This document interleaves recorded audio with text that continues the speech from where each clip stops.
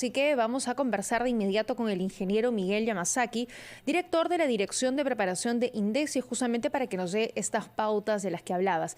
¿Cómo está, ingeniero Yamasaki? Bienvenido a RPP. Gracias, Buenos días, Tatiana, ingeniero. Noemí. ¿Cómo están? Muchas gracias por el enlace que nos permite dirigirnos a la población efectivamente en este día de simulacro familiar sui generis, primera vez que hacemos este tipo de eventos. Como decías bien en la introducción, estamos acostumbrados al simulacro clásico en el que todos abandonamos, ocupamos unas zonas seguras en los exteriores, ya sea del trabajo, del colegio, de la casa, pero por temas de pandemia, obviamente, respetando las normas de las recomendaciones del Ministerio de Salud, hemos procedido a hacer un ejercicio, pero familiar.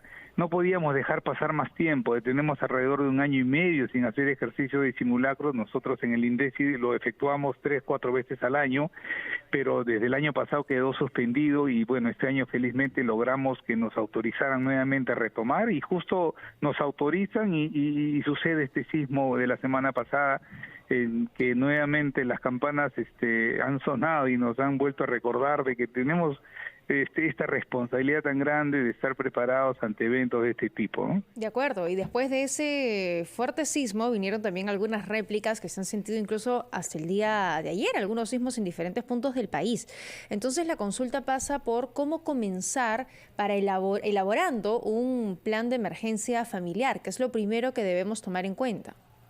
Claro, sí, efectivamente, el plan familiar de emergencia, que es la primera recomendación que nosotros damos, y para este simulacro familiar sobre todo, es... a ver, comprende 3 acciones este simulacro. El primero es planificar el plan familiar, efectivamente. Es decir, ¿qué cosa contiene el plan familiar? Son todas las actividades para que nos permiten organizarnos y responder ante una emergencia en familia, ¿no? ¿Quién hace la mochila o quién se encarga de trasladar la mochila? ¿Quién abre la puerta? Esa asignación de roles es muy importante, ¿no?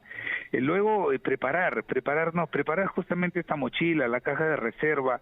Estamos muchas veces pensando de que necesariamente tiene que ser esa mochila. A veces me consultan, me dicen, ¿dónde venden esa mochila? No es necesario que tengamos esa mochila, Noemí, Tatiana. Puede ser una bolsa de deportes, puede ser una mochila cualquiera que ya no la empleemos, pero que esté en buen estado. Puede ser hasta una bolsa de rafia, de estas con las que vamos al mercado. Lo importante es que permita contener todos aquellos artículos que van a ser necesarios para poder subsistir las primeras 24 48 horas. Porque si nosotros evacuamos y vamos al exterior y de repente no podemos retornar a la casa, porque justamente como decías, después de un sismo grande pueden haber réplicas y de repente las estructuras de nuestra vivienda han quedado debilitadas que nos impiden poder retornar. Y hasta que las autoridades locales construyan los refugios o traigan las carpas, etcétera, tenemos que sobrevivir. Las primeras horas son vitales porque todas las fuerzas de seguridad van a estar abocadas en el rescate de heridos y de muertos, ¿no? Entonces, esta bolsa nos va a permitir sobrevivir. Y luego, por último, antes de que me cambien el tema, ubicar. Este es otro punto importante dentro de nuestra vivienda, ubicar las zonas seguras. Si bien es cierto, hay una diferencia entre las casas que están, digamos, formalmente construidas, con cimientos, con columnas y con vigas, que de repente es mucho más fácil poder ubicar las zonas seguras, que en aquellas viviendas que viven en las periferias de nuestra capital, que son muchísimas, en los cerros, como hemos podido apreciar en los noticieros a raíz de este sismo, están construidos sobre una base de picras, de llantas. Son picras, son piedras que están amontonadas unas encima de otras, y ante el movimiento sísmico, pues todo esto ha colapsado y se ha venido abajo. Entonces, a esa población decirle, ¿dónde me refugio? ¿Dónde es mi sitio seguro? Es ahí el problema, ¿no? Estas son creo que lo más importante a toda esta población vulnerable, que realmente es la mayoría en nuestro país. Entonces, ¿cuál es la recomendación? ¿Y cuál es el punto? Sí, porque es cierto, hay muchas casas que se han construido de forma muy rústica y no podemos decirles a ellos que se queden en la casa, sería todo un peligro. ¿A dónde evacuamos en caso de un sismo? Claro, entonces buscar la plataforma más sólida, porque estas casas, como hemos visto, por supuesto que nuestros ingenieros han viajado, han visitado estos sitios, han determinado también la manera como se construye, ¿no? Se acortan al cerro y la parte que les queda la rellenan, ¿no? Entonces, ahora, ¿cuáles son las zonas seguras? Es el lugar del corte, o sea, no en las partes donde están suspendidas o apoyadas en estas picras o en estos elementos tan frágiles, ¿no? Sino en las partes más sólidas del cerro. Porque, bueno, esta población, normalmente estas viviendas son solo de un piso, entonces ahí no van a tener problemas, ¿no? Sucede el sismo e inmediatamente evacúan y se ponen en esas zonas de corte de cerro donde... Pero lo que pasa es que si nosotros vemos estos cerros, las piedras están desde arriba hasta abajo, entonces todo es vulnerable ahí, lamentablemente sí, todo es vulnerable. Entonces en los momentos de quietud como ahora, que es un ejercicio, pues identificar cuáles serían las zonas seguras dentro y fuera de nuestro hogar inmediatamente, ¿no? ¿Cuál sería? Es difícil porque es tan variado el panorama. Hay casas que están sobre arena, hay casas que están sobre piedra. Ustedes saben, son testigos, la manera tan informal como se han construido las casas. De acuerdo, y en diferentes puntos del país. Así es. También quería consultarle respecto a cómo identificar los lugares seguros en las casas. Por ejemplo, hay muchas personas que viven en edificios a quienes les va a ser muy difícil poder bajar 10, 12 pisos. Entonces, ¿qué debemos encontrar en la vivienda que nos dé una alerta de esta es una zona segura, aquí me puedo quedar? Claro, esa es una recomendación que venimos dando últimamente, Tatiana, Noemí. Efectivamente, Lima está creciendo hacia arriba, hay muchos edificios, pero esos edificios, la mayoría de ellos, por decir todos, estos sí tienen normas, respetan las normas de construcción. Entonces, ahí en estos sitios sí hay vigas que son fácilmente identificables, hay columnas, hay escaleras, hay cajas de ascensor. Esas son las zonas seguras, ¿no? Dentro de la vivienda, las vigas, los amarres de viga con columnas, y en la parte exterior de la vivienda, de los edificios, las zonas cercanas, aledañas a las escaleras o a las cajas de ascensor, que están construidos con material mucho más sólido, ¿no? Que son las placas de concreto, y que ofrecen la mejor,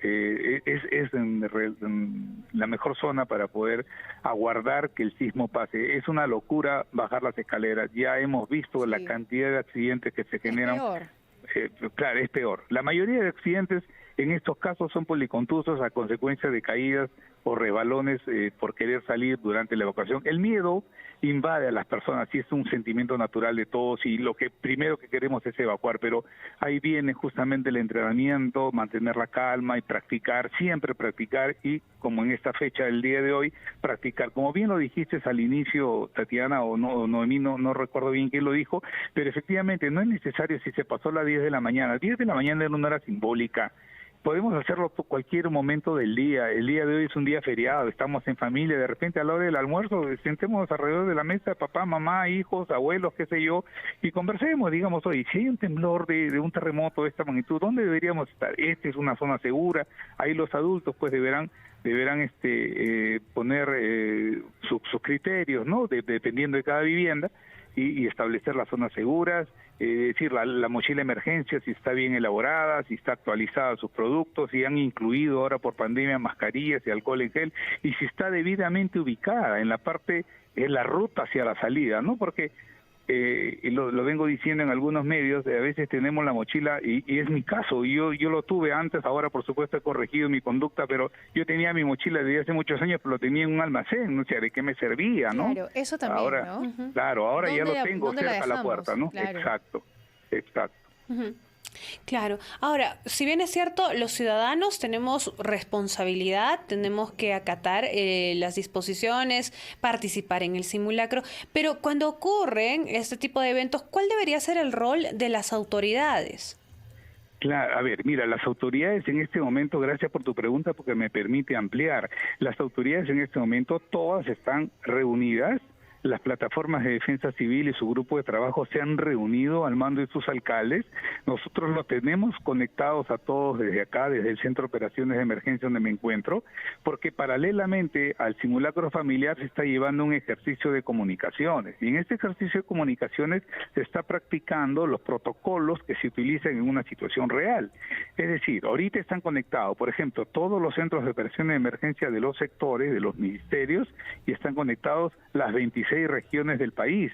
están todos en un enlace permanente con el Centro de Operaciones de Emergencia y están simulando el reporte de daños que ha habido en cada una de las regiones, porque es parte del protocolo y es parte de la práctica, ¿no? Pues no vamos a esperar tener el evento para recién poner. Entonces, en este momento lo venimos haciendo. Ahora, la responsabilidad de los alcaldes tiene una enorme responsabilidad. Ellos reciben un presupuesto, que es el 0068, que es para reducción de riesgos. Entonces, con este presupuesto, pues tienen que desarrollar proyectos en sus localidades, ¿no? Para mitigar o reducir los riesgos, ¿no? Con, estos espacios abiertos, señalizarlos como zonas seguras, poner la señalética adecuada para que la población conozca. ¿Saben si se ha ejecutado o de pronto si se ha, no sé, dispuesto este presupuesto para temas COVID? No lo sé. No, el 068 es exclusivamente reducción del riesgo de desastres, ¿no? Eso lo recibe todos los gobiernos, es una partida que el Estado les brinda a ellos y cada gobierno lo ejecuta, la mayoría de ellos no lo ejecuta, pero los gobiernos responsables lo ejecutan, ¿no? Bueno, tenemos distritos modelos como es Miraflores, Surco, San Isidro, que han construido hasta depósitos subterráneos en los parques, ¿no? O sea, eso es parte del trabajo que hace un alcalde responsable, ¿no?